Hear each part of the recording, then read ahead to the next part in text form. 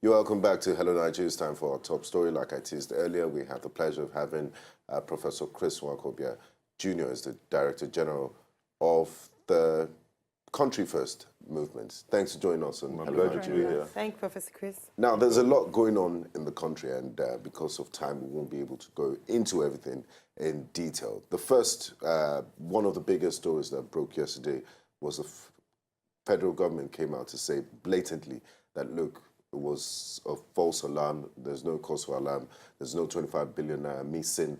We know the importance of oil as the mainstay of our economy, and that the president is actually the Minister of Petroleum Resources. So to have friction between the NNPC Director General and the Minister of State for Petroleum Resources, what's the implication of what happened with Kachuku versus Barrow? And what's the true situation of things? The true situation of things, it's still fuzzy, it's still murky. I think that what we must note is the fact that for those who read Ibe Kachuku's memo, and those who understand how it works in NNPC, and those who have read quite a whole lot, there's a miscellany of thoughts in the public space as to what has really happened and what is happening. The truth is that, first, we cannot concretely say that money is missing yet, because the lifespan of the contracts we cannot concretely ascertain.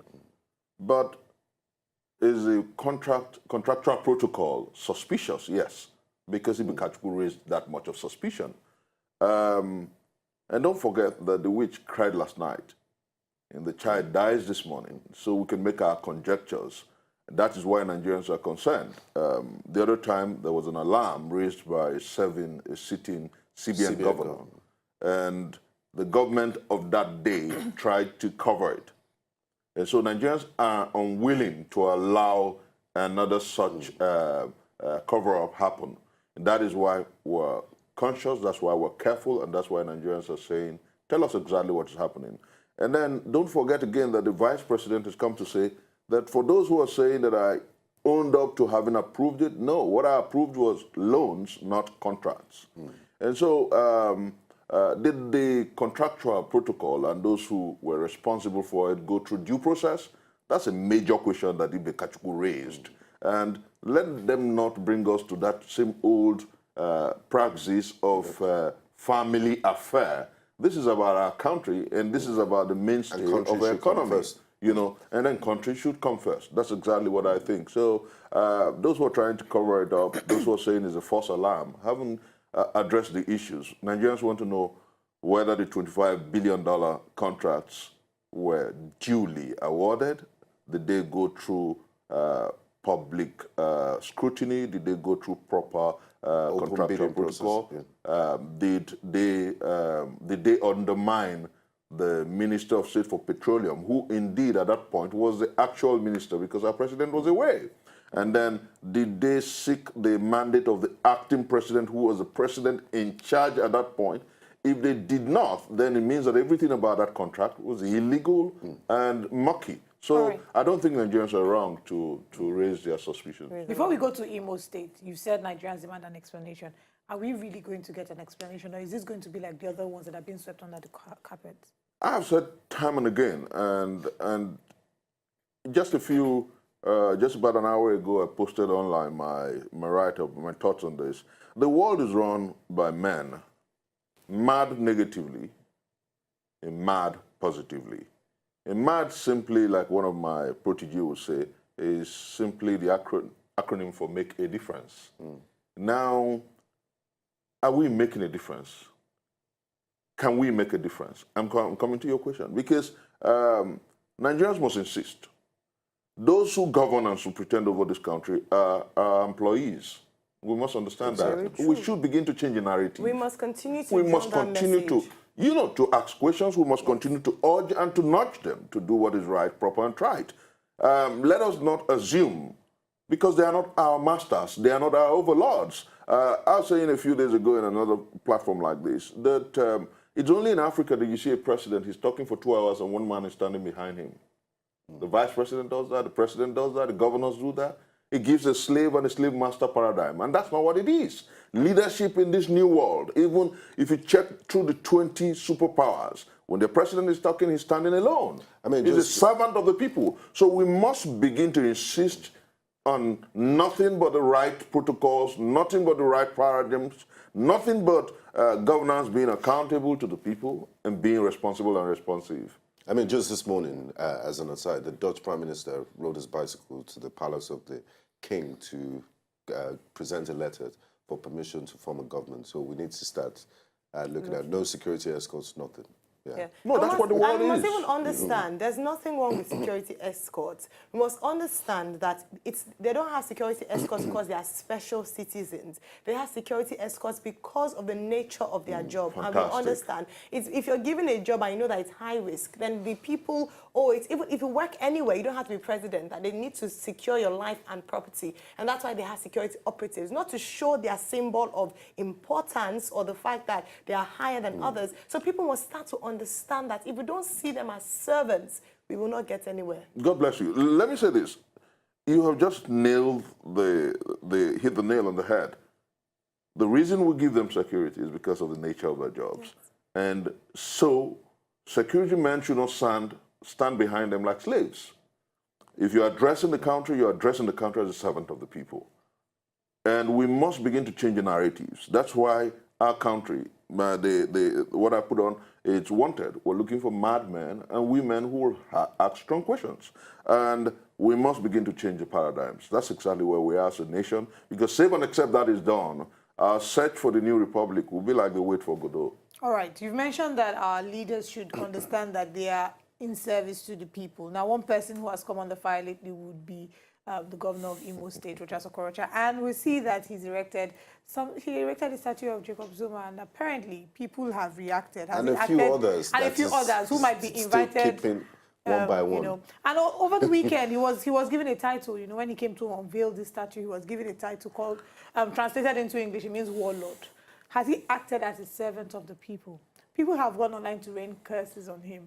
What can be done to remedy this? There are figures of about 570 million being spent and people are on still this being project. owed salaries in that state. You know what? The reason I have a chuckle is because sadly, governance has been reduced to the nadir. Sadly, we are at our lowest ebb in terms of thinking, in terms of agitation, and in terms of demanding responsible and responsiveness from government. That is why a certain man who calls himself a governor of a state would honor in that state, not only in terms, not only on paper, but in statute. A man who stands in trial in his country for corruption. Exactly. And then a man who has been repeatedly accused as, if you like, the worst leader of the ANC in South Africa. And I think that don't be too surprised that there's a popular paradigm that says deep calls to deep, the same way shallow calls to shallow. And then there's another paradigm that says birds of the same plumage, birds of the same feather, gravitate at the same atmosphere, or the same space. And that's exactly what we have. Rochas has a friend in Zuma, and so he tries to honor his friend. And I do sincerely believe that, and this is a challenge to the people of Imo State. Yeah. This is a challenge to the people of Imo State. You don't have a governor who would celebrate a birthday for a month. He hasn't paid you salaries. He struggled to reduce the working days from 5 days to 3 days because he doesn't want to pay you. And then he runs the most nepotistic government in our country and in our country's history. His wife superintends some ministries. His elder brother is in charge of revenue. His daughter is in charge of State House. His son-in-law is chief of staff. Come on, man. I think that the time has come for our country and our people to begin to ask strong questions and not oblige leadership. But that governor is a shame to governance in the 21st century, and I say that without any fear of equivocation. I take serious responsibility for it. He is a shame to governance in this country, and he's a shame to the APC. He is the chairman, if you know, of the Progressive Governors Forum. So he is the chairman of all APC governors, and they're not speaking out. Under President Buhari's administration, it's a tragedy. Anti-graft warlord, if I can put it that way. So we have that understanding. That's another debate for another day. Anti-graft warlord, I think that... well, at least that's what they voted. Yeah, that's what they proposed. I said that again on paper because we had a regime that we all fought so heavily. If you remember, I was actively involved. I headed the change ambassador to Nigeria, which was one of the arms of the campaign of the president. Yeah. And the linchpin of the campaign was anti-corruption, national security, and job creation. That's the economy. And then fundamentally, what we have is a far cry. We had corruption running roughshod over Nigeria. But as you and I talk, there is... Oh, come on. How did we start? We started with 45 billion in NNPC. And just there's the chief of the former secretary to the federal government, chief of staff. You have a plethora of accusation and allegations at the end of the day, we can link all these administration. things to the fact that the people are hungry. Remember, before he came into power, he started by doing a lot of charity work. Now it makes people raise eyebrows when someone does charity because it feels like you have ulterior motives. And when you get into power, we don't see the charitable person we saw before. Which leads me to our next question. This year we're celebrating the World Food Day, October 16th, 2017, and people are actually hungry. Or do you think actually people aren't hungry? Is it that the reality we are presenting is the reality of the people living in the urban area? What do you think is the actual reality of the average Nigerian, and what can we do to make it better? The reality will make you, your eyes teary. The reality will bother you. The reality will trouble the carapace of your mind. And I say this advisedly. In 1971, the year of my birth, Malaysia came to this country, took palm seedlings. Malaysia exports palm oil to Nigeria.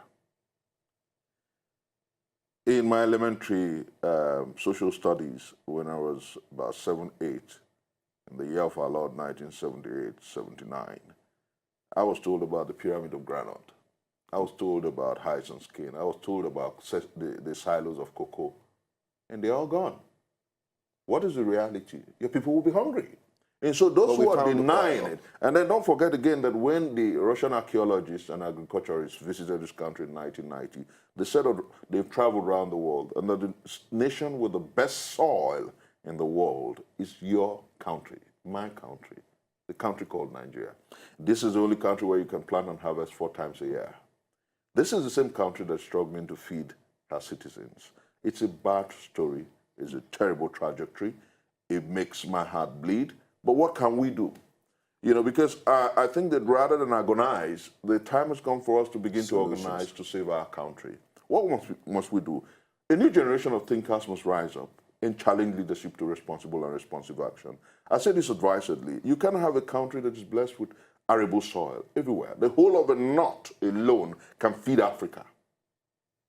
The whole of a Bonny state and part of Abia state can feed the whole of the South. But sadly, there's hunger in our land because government and governance are not taking responsibility, and those who should manage and should pretend the Minister of Agriculture are playing into the gallery. What we have predominantly is pandering and propaganda rather than performance. Thank you so much. It's been a very extensive conversation. We need a new generation of thinkers who think of ideas and ways in which we can deal with the problems of hunger. People are hungry. That's the actual reality, and it's so, so sad. But we keep hope alive that things will get better. Thank you so much, Professor Chris, for joining us. Thank you very much. We're on a quick break. When we return, Nandi will be here with sports.